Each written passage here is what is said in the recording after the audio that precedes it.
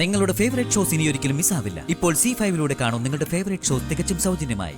നന്ദേണ്ണ പൂട്ടിയിട്ടത് മുതൽ ഇപ്പൊ സച്ചേണ്ണെ തട്ടിക്കൊണ്ടു പോയത് വരെ എണ്ണി നിരത്തുന്നുണ്ട് ഞാൻ ഒരു ദിവസം.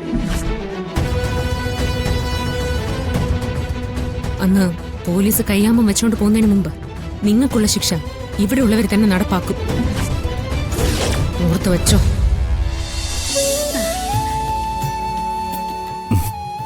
ശരിയെന്നാ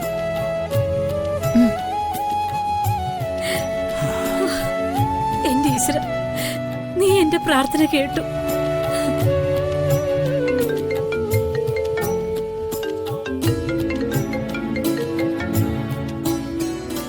ഹലോ അനക്കെ,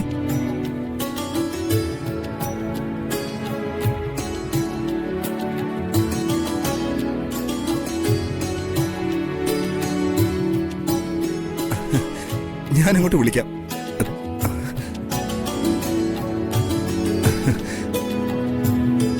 സച്ചേട്ടനെ അർച്ചനടുത്ത് കണ്ടുപിടിച്ച് കൊണ്ടുവന്നു. പിന്നെ അത് മാത്രല്ല, ധനുഷിന്റെ സ്നേഹനെ വിവാഹവും മുടങ്ങിന്ന്. ദൈവമേ,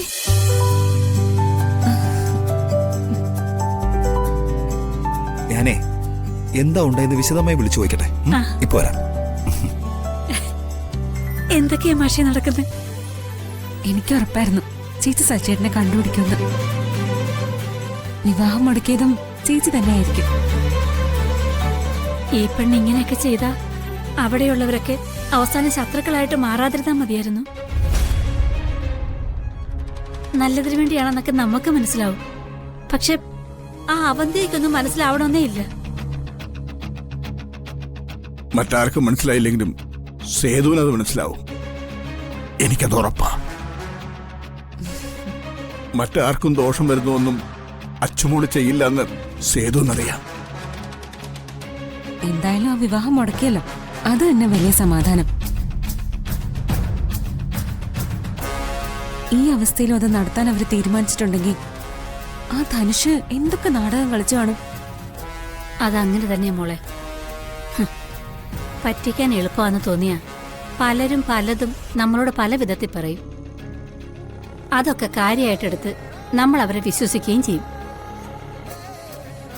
ആ, ഇപ്പൊ എല്ലാവർക്കും ബോധ്യമായി കാണും അച്ചുമോള് പറഞ്ഞതെല്ലാം ശരിയായിരുന്നു എന്ന്.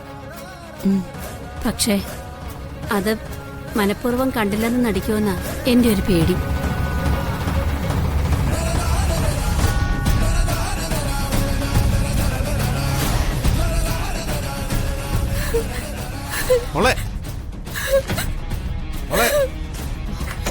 സ്നേഹേ, സ്നേഹേ, കഥ തുറക്കും മോളെ.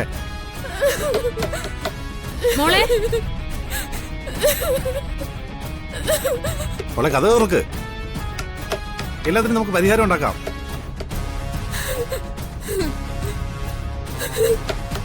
സ്നേഹേ, മോളെ നീ കഥക് തുറക്ക. മോളെ എടുത്ത് പറയട്ടെ. മോളെ, സച്ചേട്ടാ. മോളെ, മോളെ സ്നേഹ വാതിൽ തുറക്ക്. സ്നേഹേ, വാതിൽ തുറക്കും മോളെ. സ്നേഹേ, എല്ലാരും കൂടി കഥക് തല്ലി പൊളിക്കണ്ട. ഞാൻ ചത്തുപോയിട്ടൊന്നുമില്ല. മോളെ,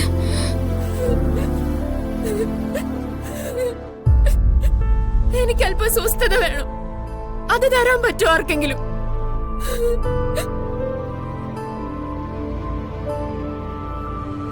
മോളെ, നിനക്ക് ഞങ്ങളോടൊക്കെ ദേഷ്യമാണെന്നറിയാം. നമുക്ക് എല്ലാത്തിനും പരിഹാരം ഉണ്ടാക്കാം. എന്ത് പരിഹാരം? എന്റെ ഈ അവസ്ഥയില് എന്ത് പരിഹാരം ഉണ്ടാക്കാനാ നന്ദേട്ടൻ പോകുന്നത്?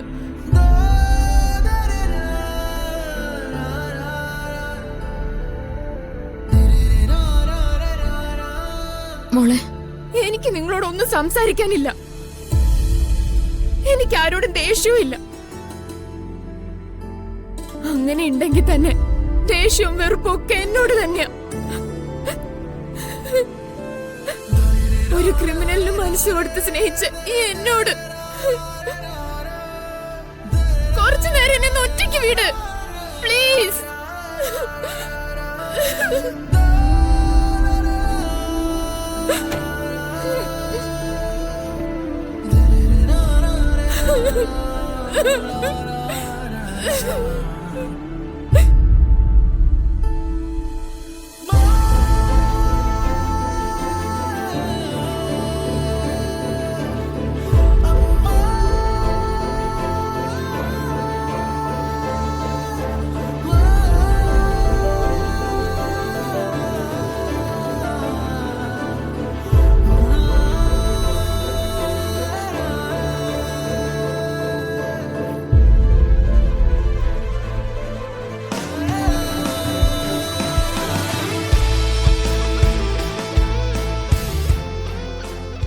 എല്ലാത്തിൽ നിന്ന് രക്ഷപ്പെട്ടു എന്ന് കരുതണ്ട.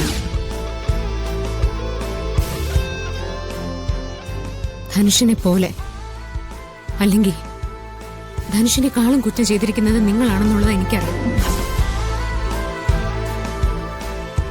അത് ഞാൻ ഇവിടെ വിളിച്ചു പറയാത്തത് ഈ ഒരു കാര്യത്തിനല്ല നിങ്ങൾക്ക് ഞാൻ ശിക്ഷ വാങ്ങിത്തരാൻ പോകുന്നത്.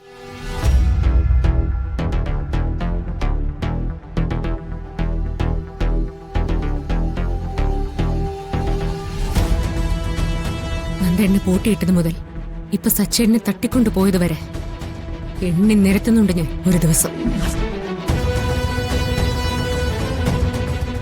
അന്ന് പോലീസ് കയ്യാമം വെച്ചോണ്ട് പോകുന്നതിന് മുമ്പ് നിങ്ങൾക്കുള്ള ശിക്ഷ ഇവിടെ ഉള്ളവർ തന്നെ നടപ്പാക്കും.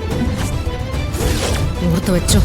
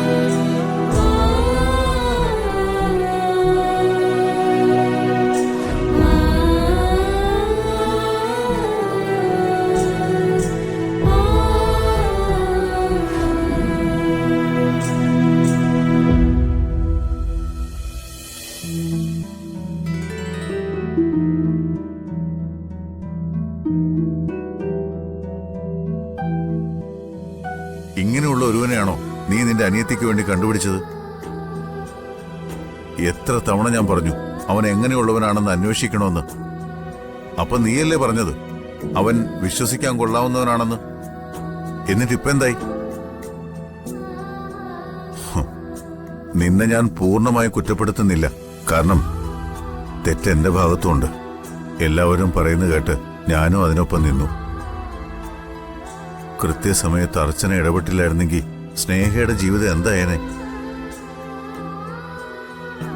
ഇനിയുള്ള സ്നേഹയുടെ ജീവിതം എങ്ങനെയാണെന്ന് നീ ആലോചിച്ചിട്ടുണ്ടോ?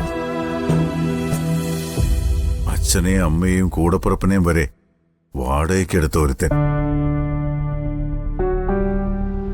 അതുപോലും നിനക്ക് കണ്ടുപിടിക്കാൻ പറ്റിയില്ലെന്ന് പറഞ്ഞ പിന്നെ കൂടുതൽ സംസാരിക്കാതിരിക്കുന്നതാണ് നല്ലത്.